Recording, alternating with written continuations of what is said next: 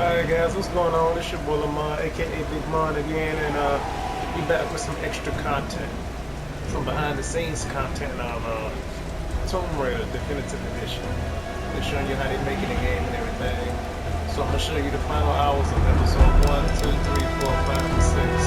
Let's check them out.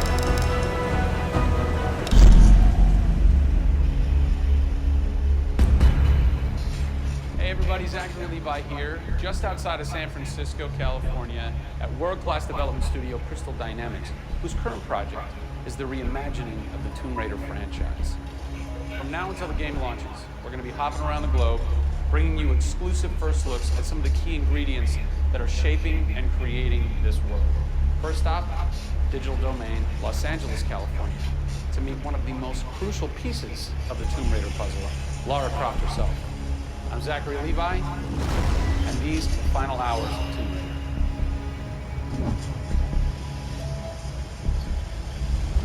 Digital Domain.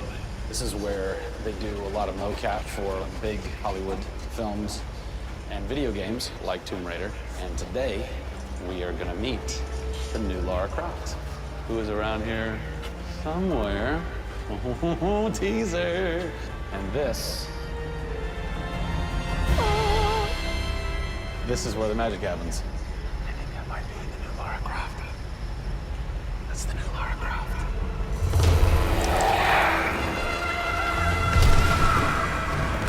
Since 1996, many actors have played the part of Lara Croft, but for the reboot of this franchise, the team conducted an exhaustive international search for someone who could bring a whole new level of emotion to a character who's become so familiar. In late 2010, a young English-born actress was chosen to become one of the most recognizable characters in video games. My name is Camilla Ludington. I'm a British actress living in Los Angeles. I am the voice and character of Lara Croft, the British heroine. When I was first approached for it, I really felt overwhelmed at the honor of playing an icon like Lara Croft. I think I screamed in my car actually when I heard that I got the role. Lara Croft, one of the most iconic female characters in all of gaming. This is really her origin story, how Lara became the super badass that she is in later years. She is just a young, naive, perhaps 21-year-old who has a thirst for adventure. We're used to seeing Lara Croft as just the cold-hearted, almost killer, and she's a badass and everything, but I think in this you see her struggle. You can do this, Lara. Please come and get me. But we went through the process of looking for actresses the world over. I mean, this was Europe, this was LA, we had hundreds and hundreds of actresses that were whittled down, and we ended up with Camilla. She had sort of that rawness that we wanted. You know, somebody who not only wanted the part, but was willing to push her character into that emotional area that we wanted. Let's learn a little bit about Camilla. Where are you from? I am from a town in England called Ascot in Berkshire. And it's like those things you wear around your neck. Really didn't do TV or film or anything until I got here in Los Angeles. But really, I had a stage background, which I also think helps so with this because this is almost feels like forming on a stage. Yes! So here we are. This is performance capture stage. The volume. The volume, they call it. That's interesting. You'll have to explain that to me later. I don't know why. I think maybe it's like a measurement thing, like height and width and depth. I'm gonna go that with yes. Creates volume. Yeah. Math nerd. And you also do get nifty props. Yes, and what's a fun fact about this? Careful. Oh, You can hit somebody. is that they'll put Velcro on this, and they'll be like, okay, you're gonna have a gun and another gun, and they'll just stick to you. How much Velcro does a bazooka need to stay on tightly? A lot. There had to have been a lot of pressure as far as being the new Lara. It was intimidating. Did you go run around in the woods? Did you go hunt boar with a bow and arrow? Well, what's funny is I actually did archery when I was a kid. Oh, really? Yeah, at the time you're thinking, why do I need archery? You know, when am I going to use a bow and arrow? And now, now I know why. Interestingly enough. No! Is Lara a video game icon? A sex symbol? I think she's both. Oh! Obviously, she's a game icon. But I also think she's a sex symbol because she fights for what she believes in. She's courageous. And I think those things are sexy. The shorts are gone. Which I'm sure most guys will think is a bummer. I like her new look. Yes, she's still gorgeous, but now she's a person. Camilla brings truth. She is truly breathing life into Lara Croft. And when Lara is supposed to be going through an emotional scene, you'll see tears streaming down Camilla's face, and it's real. People ran over to her, like, are you okay? Like, she's got mascara running and tears streaming down her cheeks, and she's like, oh, yeah. And you're like, wow.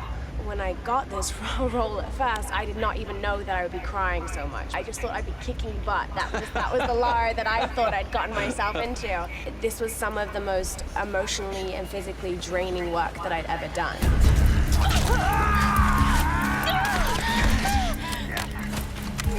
This is the very first time I get to see this.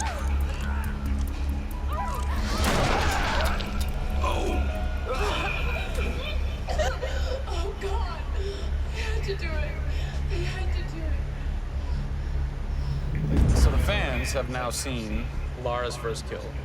What was that moment for you like? Intense, for sure. Probably one of the hardest things to film.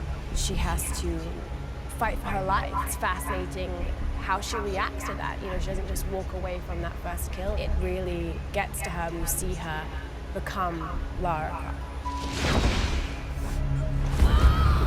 Camilla Ludington is our new Lara Croft. Strong, spunky, gorgeous, brave. How did she get so brave? Excellent question. We're going to cover that in our next installment when we sit down with the writers who crafted the origin story of Lara Croft. Don't miss it.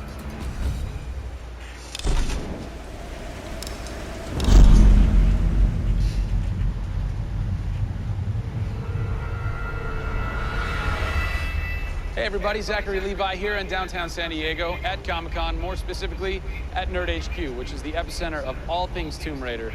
The anticipation is building as the team from Crystal Dynamics continues to say that this could be the game of their careers. Today we're going to dig a little bit deeper into the story with some of the key writers and designers who are brave enough to tackle the origin stories of Lara Croft. These are the final hours of Tomb Raider.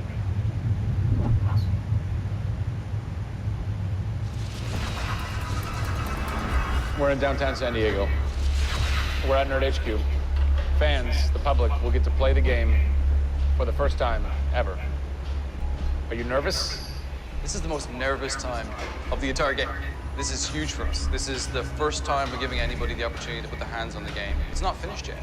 It's hard to send it out into the world like that. It's a little young, it's a little fresh. When you put it in the public's hands, you're getting a very raw, unfiltered, like, hey, this is what we love and this is what we don't. You'll start to read about it now. You'll start to see it online. You'll start to get people's perspectives. We're making sure that we make it the best thing that we can for the fans, and these are the fans. Why make an origin story? You could just kind of continue with the Lara Croft Tomb Raider saga, but you didn't. Why? We didn't start with the idea of doing an origin story, actually. We started with the idea of doing something fresh. There haven't been very many games that have the opportunity to go back and tell the true origin story. There is very few games like this. In the history of the Tomb Raider franchise, there has not been a female lead writer until now, Rihanna Pratchett. For me, I didn't think of it like we needed a female writer to do that. Rihanna just nailed it. Rihanna Pratchett. Yep. Does it take a woman to know a woman? It probably helps, but I don't kind of think about it as much as everyone else does. I tend to think of myself as being a writer first. There is some of me in her, absolutely. She's very bookish, she's very in her head. I went to public school, I actually learned archery. Camilla did as well, I heard. We bring up our ladies properly. And I genuinely studied Egyptology. I wanted to be an Egyptologist. No way. You know, I've always been a huge fan of kick-ass females. I mean, I grew up on Terminator and Aliens. Yeah. You know, fighting aliens in the future. I thought that was what girls did. It's great to be here at Comic-Con. This is my first time. People are really responding to this kind of new Lara. The fans have been great. They've been very supportive. I want to kind of live up to their expectations. I grew up going to fantasy and science fiction conventions. Now here I am looking at a Tomb Raider poster on the side of a building for a Tomb Raider game I have written. Can't quite process that, but it's very cool. Lara's actions affect her character and her emotional state, and so the first kill for us was a big thing.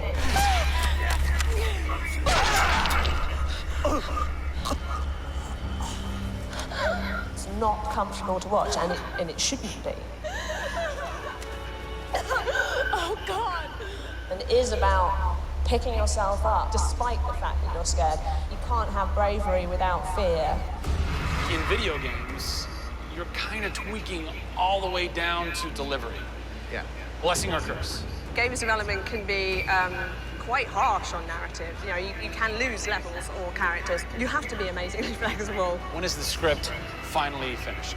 You get insight when you see it through your audience's eyes. So once the story gets to a point where we can start sharing with people, where we can start putting it on the screen, then we start to understand, are people getting from it what we want them to get from it? The feedback is that it's really fulfilling our primary goals of delivering a story that introduces people to a Lara Croft, but also just takes them on an amazing adventure.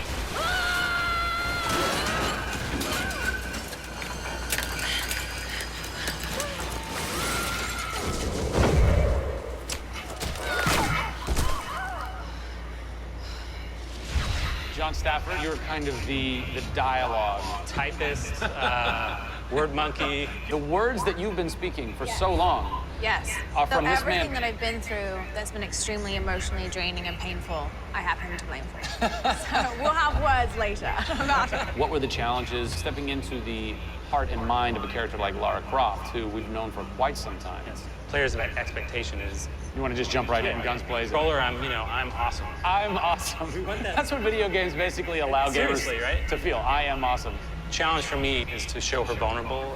Shipwrecked on an island inside the Dragon's Trap. Still have a very playable game, but also show real emotional character. It's very difficult to do that in game.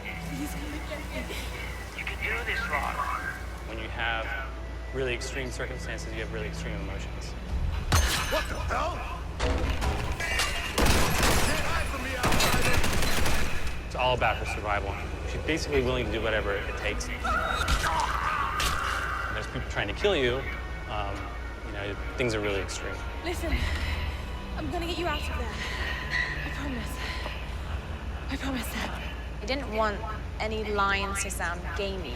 There was a good collaboration of making sure that really that didn't happen. That's very difficult writing. How do you write a line that isn't just like, I should go there? Yeah. Yeah. That's... I bet there's something hidden in that crate. I want you to love this game in a way that really feels like the first time you played it, but do it in a way that people have never seen before. For me, it's crazy not to look at this as an opportunity to really start that dialogue. This is a game of our careers. This truly is the first time to sort of say, okay, this is it. Well, now that we know a bit more about what it takes to reimagine an icon from the ground up, we're headed east to go behind the sounds of Lara's journey. A journey that is heightened and shaped by cinematic score and sound design. I hope to see you on the next episode when we talk to who's behind what we're hearing in Tomb Raider.